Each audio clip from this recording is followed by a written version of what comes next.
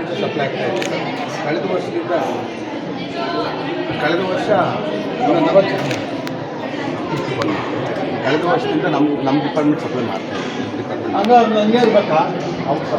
ಯಾರು ಮಾಡ್ತಾರೆ? ಯಾರು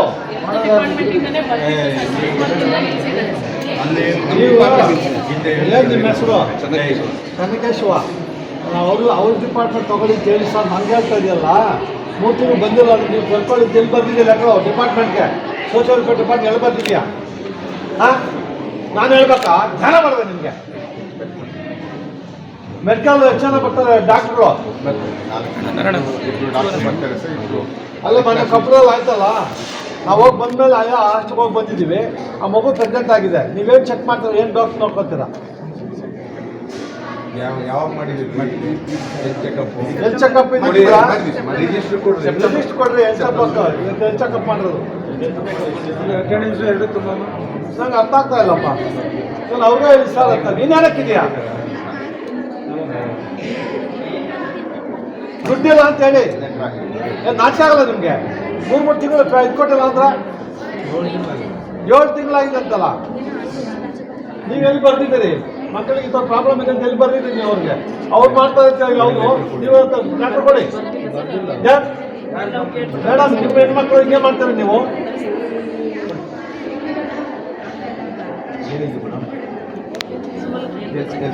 ಡಾಕ್ಟರ್ ಶ್ರೀನಾಥದಲ್ಲಿ ಇಂಥ ದಿವಸ ಬಂದು ಚೆಕ್ ಮಾಡಿದ್ದೀನಿ ಅಂತ. ಇದು ಸೆಪ್ಟೆಂಬರ್ ಎಲ್ಲಿದೆ? ಈ ತಿಂಗಳಲ್ಲಿ ಬಂದಿರೋದು ಎಲ್ಲಿದೆ? ಎಷ್ಟು ತಿಂಗಳು ಎರಡು ಸಲ ಬರ್ತಾರೆ? ಅಕ್ಟೋಬರ್ ನವೆಂಬರಲ್ಲಿ ಎಲ್ಲರೂ ಮಾಡಿದ್ದೀರಾ? ಅಕ್ಟೋಬರ್ ನವೆಂಬರ್ ತೋರಿಸಿ. ಸೆಪ್ಟೆಂಬರು 3 ಸಲ ವರ್ಷದಲ್ಲೇ.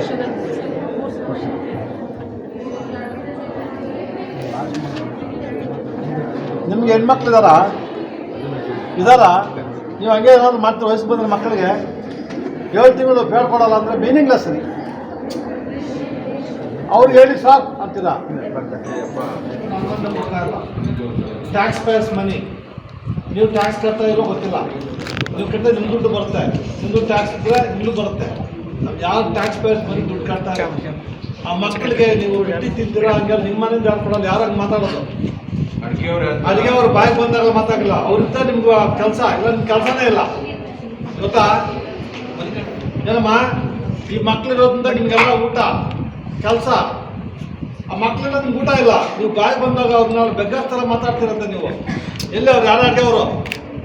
ಮೇಡಮ್, ಮಕ್ಕಳ ಜೊತೆ ಬಿಹೇವ್ ಮಾಡಿದ್ರೆ ತೆಗೆದಾಕ್ತಾರೆ ಅಂತ ಅವ್ರನ್ನ.